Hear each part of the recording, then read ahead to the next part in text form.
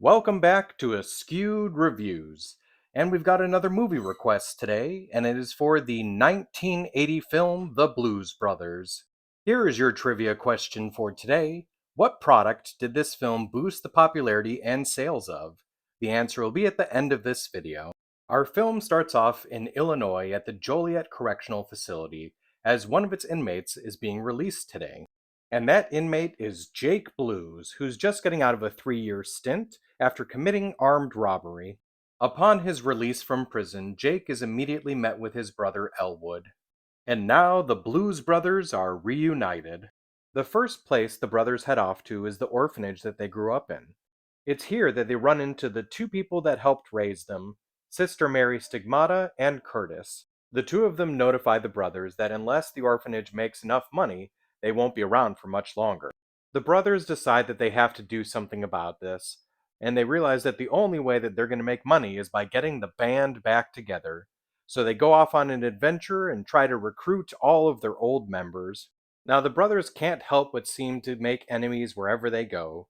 So throughout the film, they are now being chased by the police, Nazis, a country and western band, and a crazy ex-girlfriend. And all Jake and Elwood really want to do is put on a concert, make some money, and save the orphanage. This movie was directed by John Landis, and it was written by John Landis and Dan Aykroyd. The concept for this film, or to be more specific, these characters, came from Saturday Night Live in 1976 when John Belushi and Dan Aykroyd created the Blues Brothers. Carrie Fisher, who has a cameo in this film, was actually a guest of Saturday Night Live in 1978, and on that same episode, the Blues Brothers were actually the musical guest. Also, speaking of Carrie Fisher, the movie The Blues Brothers actually came out the same time as Empire Strikes Back, and Fisher was in both. The original script for the film was so long, it was actually going to be a two-part movie. Also, the original movie was going to be called The Return of the Blues Brothers. Something that was in the original script that I wish they would have kept in is the Nazis actually wanted to buy the orphanage and set it up as one of their headquarters. This would have made much more sense as to why the brothers were trying so hard to save it. Dan Aykroyd has stated that cocaine was actually included in the film's budget to help the cast and crew stay awake during night shoots. During production, Belushi was given a nickname of the Black Hole, as he would lose over 100 different pairs of sunglasses throughout the film.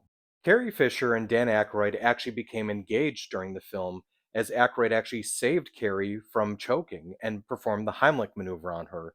Unfortunately, the engagement would not last long.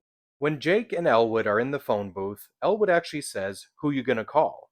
And it's interesting, as only a few years later, Dan Aykroyd would write the script for the Ghostbusters film, where that would become a very popular phrase. There's a line in this film that is actually said 3 times throughout the movie. That line is, "They broke my watch." While filming the opening scene above the prison in Joliet, the helicopter was actually fired upon by some of the guards as they thought someone was trying to spy on the prison. During the filming of the movie, James Brown was actually driving the Bluesmobile at one point and actually got lost. When he stopped for gas, he was arrested as the vehicle had no registration and he had no valid driver's license on him. Luckily, the production team was able to bail him out after a phone call. When Jake actually falls down the stairs in the desk, that was actually John Belushi. He ended up spraining his back and was in a back brace and took painkillers for the rest of filming. The group that Henry Gibson is in charge of is called the American Socialist White People's Party, or ASWPP, or ASWIPE. Paul Schaefer was actually an original member of the Blues Brothers band and was supposed to be in the film. But since he was also working with Gilda Radner on Gilda Live, Belushi fired him for being disloyal to the band. But things still worked out for him. He was able to come back and appear in the second film, and of course ended up being David Letterman's right-hand man.